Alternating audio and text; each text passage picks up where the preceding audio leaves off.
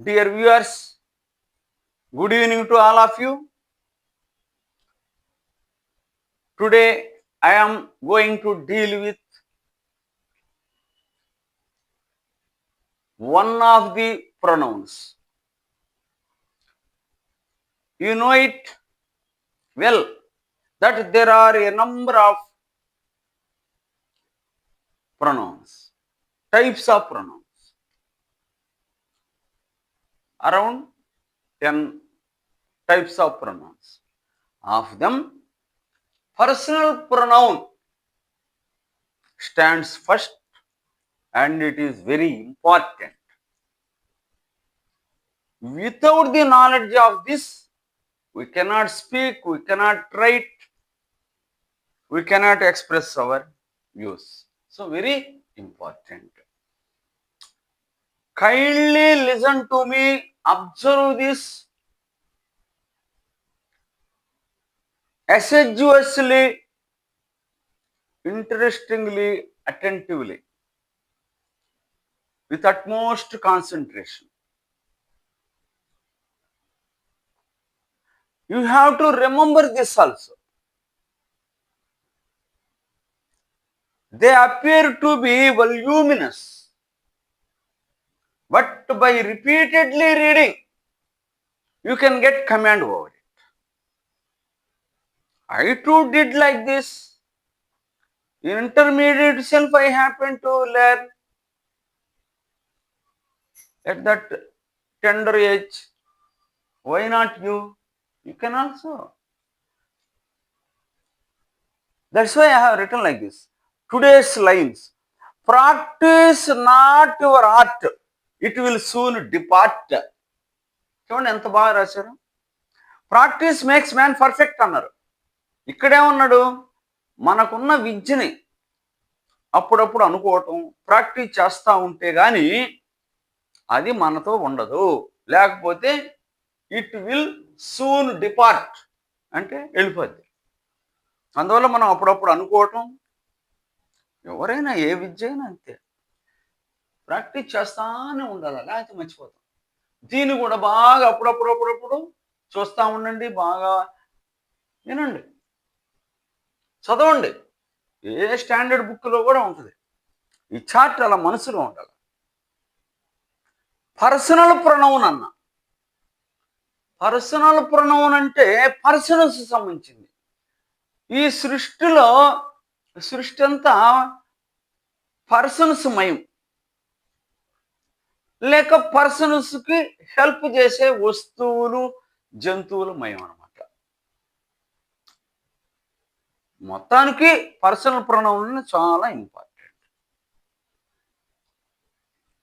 ఈ పర్సన్స్ని 3 రకాలు చేశారు.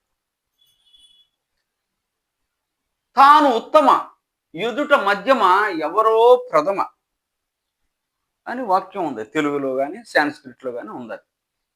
తాను ఉత్తమ. ఎవరైతే మాట్లాడుతూ ఉంటారో వాళ్ళే ఫస్ట్ పర్సన్.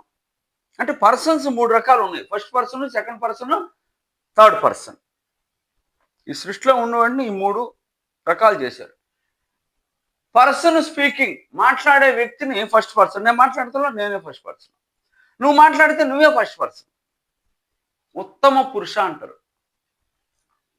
ఎవరితో మనం మాట్లాడుతున్నాం, నేను మీతో మాట్లాడుతున్నాను కదా, అందువల్ల మీరు సెకండ్ పర్సన్. మధ్యమ, ఎవరిని గురించో మనం మాట్లాడుతున్నాం. శ్రీమతి ఇందిరాగాంధీ అన్నాను, లేకపోతే నరేంద్ర మోడీ గారు అన్నాను. అంటే ఎవరిని గురించో మాట్లాడుతున్నా నేను. అది థర్డ్ పర్సన్ అవుతుంది. ఇది మీకు తెలిసి ఉంటుంది, అయినా అనుకుంటున్నారు. అప్పుడు తెలియని వాళ్ళు తెలుసుకోండి. ఈ 3 రకాల పర్సన్స్ అని చెప్పాను. ఈ పర్సన్స్కి సంబంధించి రకరకాల ఫామ్స్ ఉన్నాయి. సింగులర్ నంబర్లో ఎలా ఉంది, ప్లూరల్ నంబర్లో ఎలా ఉంది. Table showing the forms of personal pronouns అన్న. పర్సనల్ ప్రొనౌన్ గురించిన ఫామ్స్ని, రూపాలని తెలియచేసే టేబుల్ అనమాట. ఇది ప్రాణం. చాలా ఇంపార్టెంట్ ఇంగ్లీష్లో. ఏ భాషలో కూడా అంతే. మనం వీఆర్ లెర్నింగ్ ఇంగ్లీష్. ఈ బాగా తెలిస్తే తర్వాత రాబోయేటువంటి చాప్టర్లోనే చాలా ఈజీగా ఉంటుంది. సింటాక్స్, వాక్య నిర్మాణంలో కానీ, యాక్టివ్ వాయిస్, ప్యాసివ్ వాయిస్లో కానీ వాటిలో కొంత దీనికి టచ్ ఉంటుంది. అందుకే అవి అర్థం కాదు. ఇక్కడ ఫౌండేషన్ పడాలి. ఇవి ఈ 3 పర్సన్స్ని సింగులర్ నంబరు, ప్లూరల్ నంబర్ చేశారు. మళ్ళీ సింగులర్ నంబర్లో ఏకవచనంలో subject case, object case, positive case అని ఉంది. ఫస్ట్ పర్సన్లో ఐ, సింగులర్ నంబర్ ఫస్ట్ పర్సన్లో ఐ, సబ్జెక్టివ్ కేసు. దానికి ఆబ్జెక్టివ్ కేసు మీ. తెలుగులో కూడా రాసేది చూసుకోండి. పొసిసివ్ కేసు వచ్చేసి మై లేక మైన్. 2 పొసిసివ్ కేసులు రాశారు. ఈ పైది యొక్క అనే సెన్స్ వస్తుంటుంది. దాన్ని పొసిసివ్ ఎడ్జెక్టివ్ అంటారు. యొక్క అని లేకుండా మామూలుగా నాది లేక నావి అని రాస్తాడు.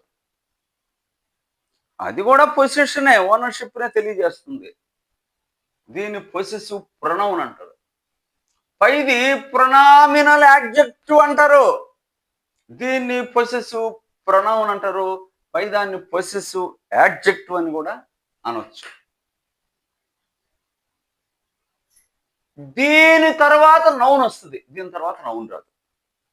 వరకు అక్కడికక్కడే సెటిల్ చేశారు, ఏమనుకోకండి. తర్వాత ప్లూరల్ నంబర్. ఫస్ట్ పర్సన్లోనే I have dealt with first singular number, subject, object, possessive. ప్లూరల్లో ఐకి ప్లూరల్ ఏంది? వి. ఆ వీకి object plural number subjective case అన్నమాట. వి. ఈ వీకి ఆబ్జెక్టివ్ కేసు వచ్చి అస్. దానికి పొసిసివ్ కేసు అవరు, అవర్స్. ఇక్కడ చెప్పిన ఎక్స్ప్లెనేషన్ అది వస్తుంది ఇక్కడ కూడా. మా యొక్క, మాది లేక మావి. ఇది గమనించుకోండి. ఇదంతా ఫస్ట్ పర్సన్ సంబంధించింది. సబ్జెక్టివ్ కేసు కానీ, ఆబ్జెక్టివ్ కేసు కానీ, పొసిసివ్ కేసు కానీ, సింగులర్ కానీ, ప్లూరల్ కానీ బాగా చదువుతా ఉండండి. పదే చదువుతుంటే అయ్యే వచ్చేస్తాయి. ఏం భయపడకుండా. మర్చిపోతున్నాం, కన్ఫ్యూజన్ అయ్యేం లే అనుకోకండి. తర్వాత సెకండ్ పర్సన్, ఎవరితో మాట్లాడుతున్నాము, స్పోకన్ టు అన్నాడు, సెకండ్ పర్సన్. అవి సింగులర్ నంబర్ మాట్లాడుతున్నాం. Thou, thee objective case. మొదటిదేమో సబ్జెక్టివ్ కేసు, తర్వాత ది ఆబ్జెక్టివ్ కేసు. దై అనేది పొసిసివ్ కేసు, మళ్ళీ దైను. అది యూ అంటే సెకండ్ పర్సన్లో సింగులర్ అనమాట. ఇది ఇప్పుడు మోడర్న్గా ఇది పెద్ద పట్టించుకోవటం ఎవరు. ఆల్మోస్ట్ మీరు దాన్ని పట్టించుకోవద్దు. పొయిట్రీలో, పాత గ్రంథాల్లో అక్కడ కనపడతా ఉంటుంది అనమాట. ఇది షేక్స్పియరియన్ బుక్స్, మిల్టన్ అట్లాంటి వాళ్ళు ఎవరు పాత రచయితలు రాస్తారు. ఆ రోజుల్లో భాష మారుతూ ఉంటుంది. దీనికి ఇంపార్టెన్స్ లేదు. ఇప్పుడు జస్ట్ గార్డెన్ గురించి చెప్పేటప్పుడు కూడా కొద్దిగా వాడతారు. బైబిల్లో వాటిల్లో దీని గురించి ఉంది. ఓ గాడ్ దౌ ఆర్ మెర్సిఫుల్ అంటాడు. అంటే దేవుణ్ణి రెఫర్ చేసేటప్పుడు ఇవి వాడుకుంటున్నాడు. ఓకే,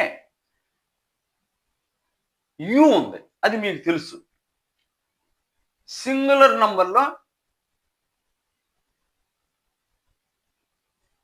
సెకండ్ పర్సన్లో you, subject case, object case you, possessive case కూడా యువరు, యువర్స్. నీ యొక్క, నీది లేక నీవి. ప్లూరల్లో సెకండ్ పర్సన్ ఎలా ఉంది? దౌ అన్నాను కదా, దాన్ని ఏ అంటాడు. మళ్ళీ you, objective case, possessive case ఎవరు, యువర్స్, అవి వచ్చేసింది. ఈ యు దగ్గరికి వచ్చేట సింగులర్ మాట్లాడాను, ప్లూరల్ మాట్లాడుతున్నా. యు అదే రిపీట్ అవుతుంది. యువరు, యువర్స్ కాకుంటే అక్కడ నీ అని వచ్చింది, ఇక్కడేమో మీ అని వస్తుంది అంతే. ఇవి మీకు బాగా ఆల్రెడీ ఐడియా ఉంది. ఇన్ని పర్సనల్ ప్రొనౌన్స్‌లో సింగులర్‌లోను, ప్లూరల్‌లోను ఒకే రూపాన్ని కలిగి ఉన్నది ఒక్క యూనే. మిగిలినన్ని సింగులర్‌కి ఒక రకం, ప్లూరల్‌కి ఒక రకం. అట్లా రకరకాలుగా ఉన్నాయి. ఇది అలా గుర్తుపెట్టుకోండి చాలు. తర్వాత థర్డ్ పర్సన్ మాట్లాడుతున్నాం. ఇక్కడ ఇంకొక విషయాన్ని గమనించండి. ఫస్ట్ పర్సను, సెకండ్ పర్సను జెండర్‌తో సంబంధం లే. మ్యాస్కులైన్ జెండర్ అయినా, ఫెమినైన్ జెండర్. పుంలింగం అయినా, స్త్రీలింగం అయినా, మేల్ అయినా, ఫిమేల్ అయినా అవి వాడుకోవచ్చు. అది ఫస్ట్ పర్సను, సెకండ్ పర్సను వాడతారు. థర్డ్ పర్సన్కి వచ్చేటప్పటికి జెండర్‌ని బట్టి మారిపోతుంది. జెండర్‌ని బట్టి సింగులర్ నంబర్‌లో ఎలా ఉంది, జెండర్‌ని బట్టి ప్లూరల్ నంబర్‌లో ఇంకో రకంగా ఉంది. ఇక్కడే సమస్య వచ్చేది. చూడండి, ఈ పై రెండు కానీ థర్డ్ పర్సన్ అన్నారు. ఈ పర్సన్స్ మాట్లాడుతుంది ఫస్ట్, సెకండ్ పర్సన్ వ్యక్తుల గురించి. ఇది వ్యక్తులే కావాలనిలే, వస్తువులు కూడా ఉండొచ్చు. కొన్ని ఫేమస్ రచయితలు దాన్ని కూడా టచ్ చేశారు. సింగులర్ నంబర్లో మ్యాస్కులైన్లో హీ అంటాడు సబ్జెక్టివ్ కేసు. సింగులర్ నంబర్లో హీకి objective case him, positive case his, his యొక్క, అతని యొక్క, అతనిది, అతని. అట్లే హీ ఉంది కదా, దానికి ప్లూరల్ దే. దేకి ఆబ్జెక్టివ్ కేసు ఏంది, దెమ్. ఇది సబ్జెక్టివ్ కేసు అయితే ఇది, తర్వాత ఆబ్జెక్టివ్ కేసు, తర్వాత దేయిరు, దెయిర్స్, వారి యొక్క, వారిది. Feminine gender she, lady. పై రామ అంటే హీ వాడావు. షీ, సీతా బదులేం వాడొచ్చా, షీ. షీ అంటే ఆమె. అది సబ్జెక్టివ్ కేసు సింగులర్లో ఉంది. షీకి ఆబ్జెక్టివ్ కేసు హర్, తెలుసుకోవాలి అది, ఆమెను, ఆమెకు. Positive case హర్రు, అర్స్. మళ్ళీ ఈ రెండు, ఇది రిపీట్ అయింది కానీ మీనింగ్ మారుతుంది. హర్ ఆమె యొక్క, ఆమెది. ఈకి ప్లూరల్ ఏంది, they, subjective case. Objective case them. Possessive case their, theirs, వారి యొక్క, వారిది, వారి. అట్లా ఇట్ అన్న third person singular, masculine feminine కాకుండా సెక్స్తో సంబంధం లేని, లేక జంతువులు, ఇటు అటోటికి ఇట్టు వాడతారు. డాగ్ ఉందనుకో ఇట్టు వాడతారు అంతే. అది సబ్జెక్టివ్ కేసు ఇట్టే సింగులర్లో. ఆబ్జెక్టివ్ కేసు ఏంది, దానికి ఇట్టే. పొసెసివ్ కేసు ఏంది, ఇట్స్, ఇట్స్, దాని యొక్క, దానిది, దానివి. అలా గుర్తుపెట్టుకోండి. సబ్జెక్టివ్ కేసు ఇది, ఆబ్జెక్టివ్ కేసు సింగులర్ ఇది, ఇట్స్, ఇట్స్. గమనించాలి, దీని గురించి మాట్లాడతాం మళ్ళీ. ఇట్కి ప్లూరల్ ఏంది, they, subjective case. Objective case them, their, theirs, వాని యొక్క, వానిది, వాటి, వాటిది లేక వాటిది. ఇది గమనించండి. 4 సార్లు చూడండి, చదవండి, అబ్జర్వ్ చేయండి. నేను పక్కకి వెళ్ళిపోయా. స్క్రీన్ షాట్ కూడా చూసుకోండి. సమస్య ఏదైనా ఉంటే కామెంట్లో రాయండి. ఎందుకంటే ఇది చాలా ఇంపార్టెంట్. మిగిలిన టక్క టక్క టక్క కొట్టేస్తాం. ఇది గుర్తుపెట్టుకోవటం ఒక రకంగా ఉంటుంది. ఇంకోసారి చెప్తున్నా చూడండి. ఈ పర్సనల్ ప్రొనౌన్లో చాలా ఇంపార్టెంట్. ఇవి 3 రకాలు. First person, second person, third person. అందులో సింగులర్, ప్లూరల్ చెప్పాను. సింగులర్లో సబ్జెక్ట్, ఆబ్జెక్ట్, పొసెసివ్ చెప్పాను ఫస్ట్ పర్సన్కి. అట్లే ఫస్ట్ పర్సన్కి ప్లూరల్లో సబ్జెక్టు, ఆబ్జెక్టు, పొసెసివ్ చెప్పాను. సెకండ్ పర్సన్ కూడా అలానే చేశాను. థర్డ్ పర్సన్లో కూడా అట్లానే చేస్తున్నాము సింగులర్ ప్లూరల్. అయితే ఇక్కడ జెండర్ తేడా వస్తుంది. రామ అంటే హీ వాడండి, సీత అంటే షీ వాడండి. రామ అండ్ సీత అన్నాడు అనుకో దే వాడండి. వస్తువులు జంతువులు అనుకో ఇట్టు వాడండి. చూసారు, ఇక్కడ వస్తువుల ప్రస్తావన కూడా వచ్చింది, అక్కడ ఆ సమస్య లేదు. ఇలా గమనించుకుంటా పోండి. సింగులర్ ఇట్టుకి ప్లూరల్ ఏందే దే, అది సబ్జెక్టు కేసు ఆబ్జెక్టు కేసు అట్లా ఉంటుంది. It's possessive, they them, they they, ఇది కామన్గా ఉంది గమనించు. సెక్స్తో సంబంధమే లే, ఏ ఊరైనా దే వాడుకుంటున్నాడు. ఇక్కడ చూడండి సింగులర్లో జెండర్తో సంబంధం ఉంది, ఇక్కడ వేసేటువంటి ఓవరాల్ లాగించుకుంటూ పోతారు, కామన్ అన్నమాట. సరే, ఇక్కడ నేను నోట్ అని రాశాను, దీని గురించి ఓఎం పేజీ రాసి ఉంటాడు, సింపుల్గా కొట్టేస్తాను. Possessive adjective.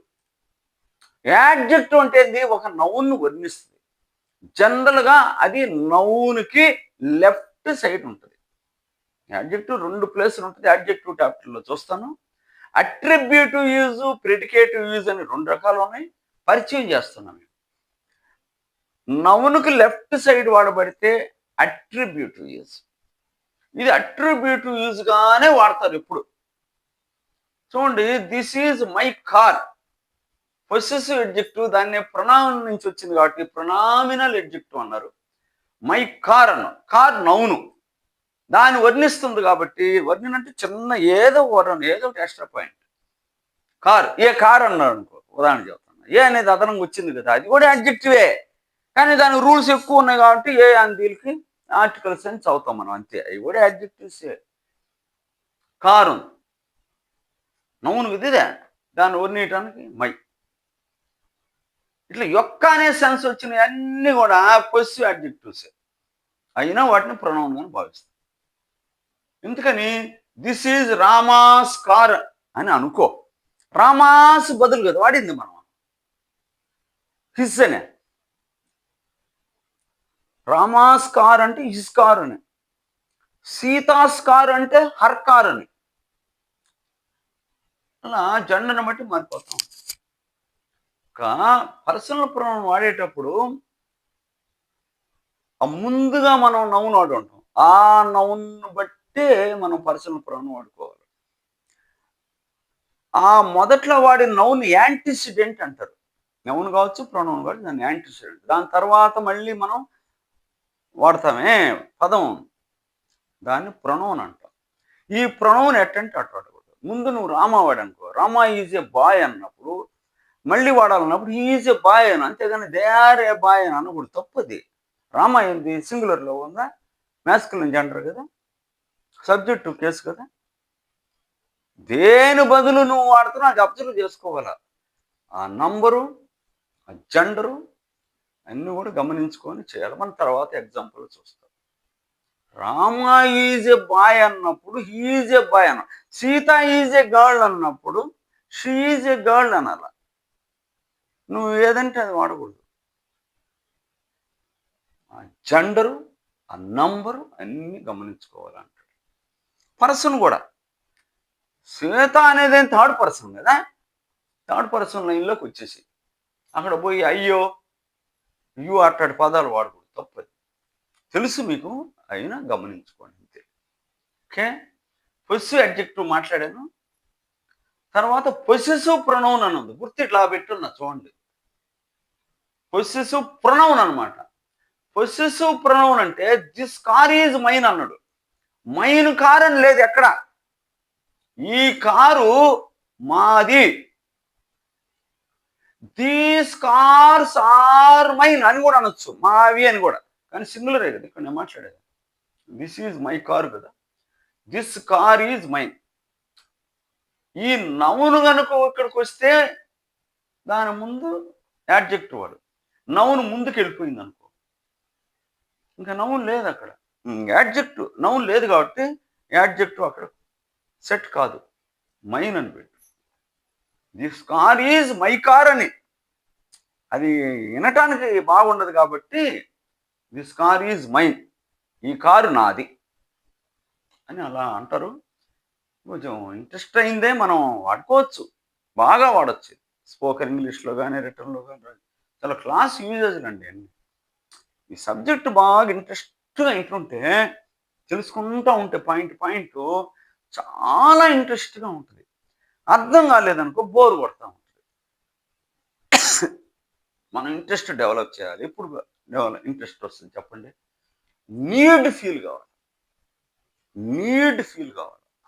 ఇప్పుడే మీరు ఏదైనా నేర్చుకుంటే మీకు ఉపయోగం, మీ నెక్స్ట్ జనరేషన్కి ఉపయోగం. అందులో ఇంగ్లీష్ మీడియం ఇంపార్టెన్స్ పెరుగుతుంది, తెలుస్తుంది మీకు.